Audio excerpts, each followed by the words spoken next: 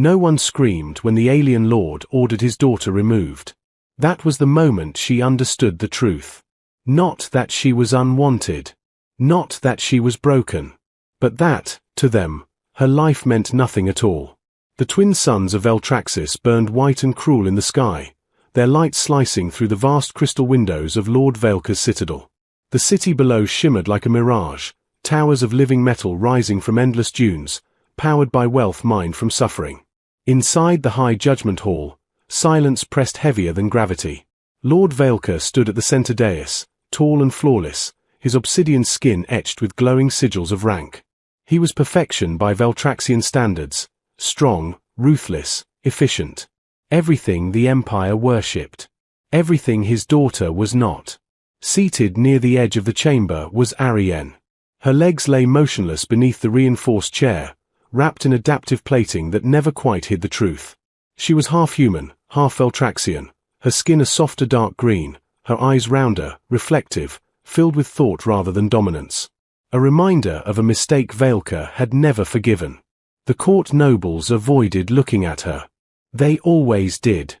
The outer desert clans continue to resist, Velka said coldly, gesturing to a hovering tactical display.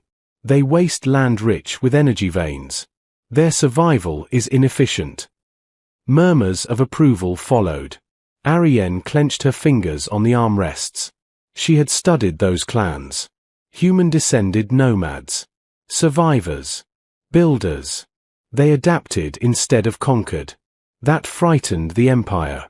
They cannot be reasoned with, Velka continued. Compassion is weakness. A noble shifted uncomfortably. My lord, some suggest cooperation may increase output. Velka's eyes snapped toward him. The noble fell silent. That was how power worked here. When the council adjourned, Velka did not leave immediately. His gaze turned, sharp and dismissive, landing on Arienne. Stay. Her chest tightened. Guards rolled her chair through corridors of cold metal and echoing light until they reached Velka's private chamber. Bare, severe, stripped of comfort. He dismissed the guards with a flick of his hand. You no longer serve a purpose, he said without ceremony. Arienne swallowed. I analyze energy patterns better than most of your engineers. You analyze. You do not act. I can contribute. You consume resources. The words landed heavier than any blow. You are half human, Velka continued. And paralyzed. Two failures in one body. Veltraxis advances by cutting away weakness. She looked up at him, voice steady despite the storm inside. My mother believed strength could take many forms. His jaw tightened. Your mother believed lies. He turned away. Take her to the desert. Arienne's breath caught. Father. The dunes will decide her value. The guards obeyed. Minutes later, the transport ship hovered low above an endless sea of sand. Arienne was lowered unceremoniously, her chair sinking into the hot ground. The hatch closed. The engines roared. Then silence. The heat hit her like a living thing. 2 suns. No shade. No water. Left to die. She stared at the horizon, chest burning, heart pounding, not with fear, but fury. I am not nothing, she whispered. The desert answered with wind. Hours passed. Maybe more. Time lost meaning as heat drained her strength. Her chair was useless here. Sand swallowed the wheels with every attempt to move. Her skin blistered. Her thoughts blurred. Memories surfaced. Her human mother, Elena, kneeling beside her as a child, showing her how broken machines could still be repurposed. Humans don't discard what still thinks, she had said softly. We ask what it can become. Arienne laughed weakly. That belief had killed her mother. Or so Velka claimed. Her vision dimmed. The suns bled into one. Then, a sound. Low. Uneven. Mechanical. She forced her eyes open. A vehicle approached across the dunes, crude but resilient, thick wheels, patched armor, improvised shielding. It was ugly. It was human. The machine stopped several meters away. Dust settled. A man climbed down, wrapped in worn fabric, goggles pushed up to reveal tired but alert eyes. "Well," he said slowly, "you're not a mirage." Ariane tried to speak. Only a rasp came out. The man hurried closer, kneeling beside her. "Easy. You're dehydrated." He offered water. She hesitated only a second before drinking, the cool liquid feeling unreal. "My name's Cal Reiner," he said. "Salvage engineer. Desert runner." She studied him. "Why help me?" Cal shrugged. "Because leaving someone to die out here is wrong. Simple. Human." He looked at her chair, her legs, her eyes, really looked. Not with pity. With curiosity. "You're Veltraxian," he said. "But not like them." Ariane's voice steadied. "They threw me away." Cal nodded once. "Then they're fools." He stood and gestured to his vehicle. "I can take you to my settlement. It's not much. But we build things there. Fix things. Sometimes, improve them." Her heart stirred. "What if I slow you down?" she asked quietly. Cal smiled. "Humans learned a long time ago," he said, "that the mind doesn't need legs to change the universe." For the first time since her exile, Ariane felt something unfamiliar rise inside her. Not hope. Purpose. And far away, beneath the burning suns, an empire had just discarded the one mind that could one day undo it. Ariane expected Cal's settlement to be small. She did not expect it to be alive. The vehicle rolled through a narrow canyon carved by centuries of wind, then dipped suddenly into a basin hidden from the open desert. Structures rose from the sand, not towers, not palaces, but layered platforms of metal, stone, and repurposed ship hulls. Solar collectors angled toward the twin suns. Wind turbines turned slowly along the ridge. Lights flickered on as evening crept in. Humans moved everywhere. Not marching. Not bowing. Working. Children ran along raised walkways. Engineers argued over a half-built generator. Someone laughed while welding. The air smelled of oil, dust, and cooked food. Ariane stared. "This is a human outpost?" she asked. Cal nodded. "We call it Haven Row. Built it piece by piece. Everything here used to be something else." The vehicle stopped near a ramp. Two people hurried over, one tall woman with braided hair and a compact energy rifle, the other a short man carrying a tablet covered in handwritten notes. Cal jumped down. Found her in the open desert.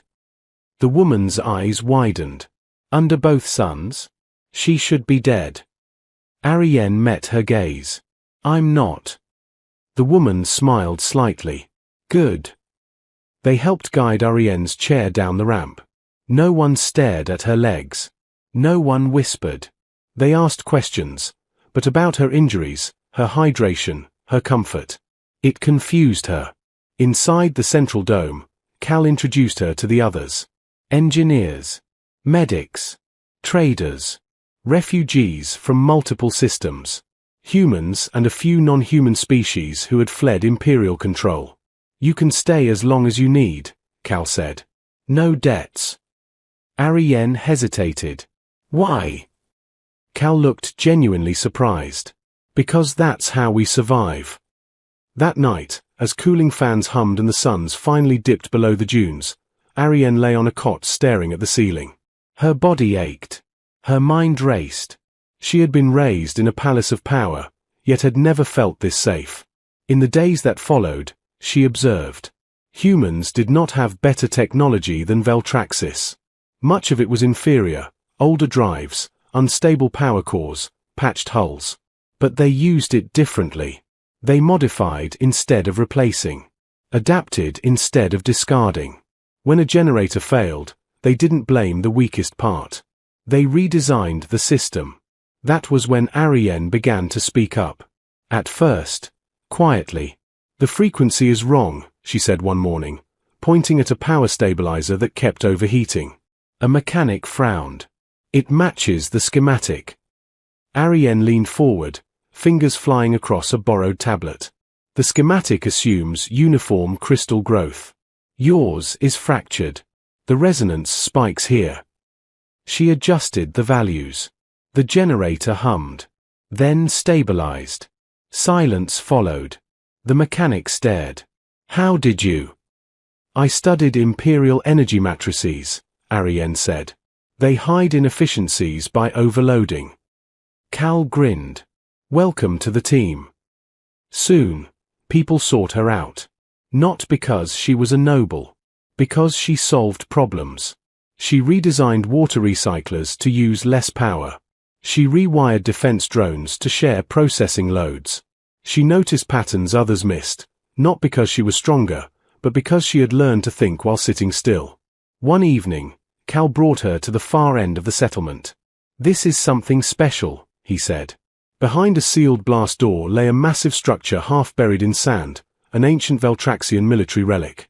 A dormant command core, abandoned decades ago because it was too unstable. Ariane's breath caught. This system was banned, she whispered. Its logic engine adapts. Too unpredictable for the Empire, Cal said. Sound familiar? She smiled. Over weeks, she worked on it. Carefully. Patiently. Where Imperial engineers had force control, Ariane listened to the system. She let it learn. When they finally powered it on, the lights across Haven Row surged, not violently, but smoothly, evenly. Energy output doubled. Defense response times tripled. The settlement changed overnight. And far away, sensors across Veltraxis spiked. Lord Vailka stood before his council, watching data scroll across the display. Human activity in the southern desert has increased, an advisor reported. Their power signatures now rival minor cities. Vailka's eyes narrowed. That is impossible. They appear to be using adaptive logic. Vailka froze. Only one being he knew understood that system deeply. Prepare a strike force, he said slowly. We will erase this anomaly. Back at Haven Row, Ariane felt it, a shift in the air, a tension she recognized. They're coming, she said quietly. Cal looked at her. How sure are you? She met his eyes. Certain. He nodded once. Then we prepare. Ariane rolled forward, hands steady, mind blazing. For the first time, the Empire was about to face something it did not understand. Not a weapon. A human way of thinking. And the girl they had left to die would be the one guiding it. The Veltraxian strike fleet arrived at dawn. Black warships descended through the sky like falling blades, their hulls absorbing light, their engines roaring with controlled violence. Sandstorms formed in their wake as they hovered above the desert basin. Haven Row's alarms screamed. Humans moved fast, but not in panic. Cal stood beside Ariane in the command hub, eyes fixed on the tactical display. They brought cruisers. Not scouts. Ariane's fingers danced across the interface. They expect us to fold. She recognized the formation instantly. Standard Imperial suppression doctrine. Overwhelming force. Psychological dominance. Break morale before the first shot. They believe fear wins wars, she said calmly. Cal nodded. What do we believe? She looked around the room, engineers, medics, pilots, scavengers. None of them trained for battle. All of them ready. That adaptation wins. The first blast came without warning. A plasma bolt slammed into the outer ridge, vaporizing stone. Shields flared, human-built, patched, imperfect, but they held. Vailka watched from the bridge of his flagship, expression cold. Begin saturation, he ordered. More fire. Haven Row shook. Ariane activated the relic core. The adaptive system awakened fully, threads of logic spreading through every connected device. Drones lifted from hidden bays. Turrets adjusted their angles, not according to preset targets, but shifting probability fields. Veltraxian fighters dove. And missed. Human defenses did not fire where the ships were, but where they would be. Explosions tore through the sky. What is this? A Veltraxian commander hissed. Vailka's fists clenched. They are predicting us. On the ground, Cal stared in awe. You're rewriting the battlefield. Ariane's voice was steady. No. I'm letting it learn. The Empire adapted by escalating. Drop troops deployed, elite Veltraxian enforcers, armored and ruthless. They landed hard, weapons blazing. Humans did not meet them head-on. They vanished. Hidden passages. Collapsing terrain. EMP traps cobbled together from mining gear. Every step the invaders took drained their power, slowed their advance, broke their coordination. Veilka watched reports scroll in, disbelief creeping into his perfect composure. Losses. Confusion. Retreats. This is not possible, he said. An advisor swallowed. My lord, the logic patterns resemble. Do not say her name. But Veilka already knew. Ariane felt the moment too. Her father's presence pressed through the network like a cold shadow. He's here, she said. Cal met her gaze. Do you want to face him? She thought of the desert. The silence. The heat. Yes. The flagship opened a channel. Veilka's face filled the screen, unchanged, immaculate, furious. You should be dead, he said. Ariane leaned forward. You miscalculated. You are weak. No, she replied. You taught me what weakness looks like. Silence followed. You stole Imperial technology, Veilka said. You abandoned Imperial intelligence. His eyes flickered, just once. You cannot win, he said. Ariane smiled softly. That's the difference between us. Humans don't need to win fast. They just need to win eventually. She cut the channel. At her signal, Haven Rose systems shifted phase. Energy surged outward, not as an attack, but a broadcast. Every Veltraxian ship's adaptive safeguards overloaded. Their rigid systems, designed to dominate, could not cope with uncontrolled learning algorithms. Ships powered down. Weapons went silent. The fleet froze in the sky. On the bridge, Veilka stared in horror. They've locked us. Ariane exhaled slowly. For the first time in Imperial history, Veltraxis had been outthought, not outgunned. And humanity had done it by trusting the mind they had once thrown away. The Veltraxian fleet hung frozen above the desert, silent and powerless. For a moment, the world seemed to hold its breath. Inside Haven Row, no one cheered. Humans did not celebrate yet. They waited. They watched. They prepared, because humans had learned that victory was never finished until the last choice was made. Ariane sat still, hands resting lightly on the console. She could end it. A single command would collapse the adaptive loop and send cascading failures through every Imperial ship. No survivors. No retaliation. No future threat. Cal noticed her hesitation. You're carrying the weight alone, he said quietly. Ariane nodded. This system listens to me. If I choose destruction, it will obey. And if you choose something else? She looked at him. Then the Empire might change. Or it might come back stronger. Cal didn't answer. He didn't need to. Humans had never pretended choices were easy. Ariane opened a channel. The image of Lord Veilka reappeared, his once perfect posture now rigid with barely contained rage. You have crippled my fleet, he said. Restore control. You taught me power is efficiency, Ariane replied. So let's be efficient. She routed data directly into the Imperial Command Network, footage of Haven Row. Humans working together. Species cooperating. Systems evolving instead of obeying. You rule by fear, she continued. We survive by curiosity. Veilka sneered. Your human sentimentality will doom you. Ariane's voice softened. It already saved me. She leaned forward. You left me in the desert because I did not fit your definition of worth. But humans don't define worth by strength alone. She paused. They define it by contribution. For the first time, Veilka looked uncertain. Ariane transmitted the final packet. Every ship regained power. But not control. Imperial weapons remained locked. Navigation systems rerouted. The fleet was no longer under Velka's command, but under a neutral logic that prioritized survival over dominance. "You will withdraw," Ariane said. "And you will not return." Velka's fists shook. "You think this mercy makes you strong?" "No," she said. "It makes us different." The channel closed. The fleet retreated.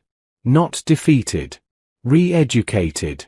In Haven Row, people finally breathed. Weeks passed. Word spread across systems of a human settlement that had outsmarted an empire without annihilating it, of an adaptive network guided by a mind the empire had discarded. Refugees arrived. Thinkers. Builders. Defectors. Ariane became something new. Not a ruler. A guide.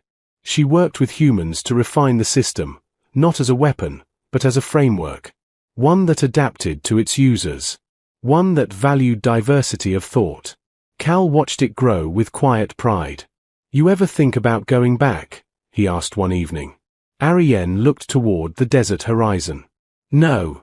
She touched the console beside her chair. "I'm exactly where I'm useful."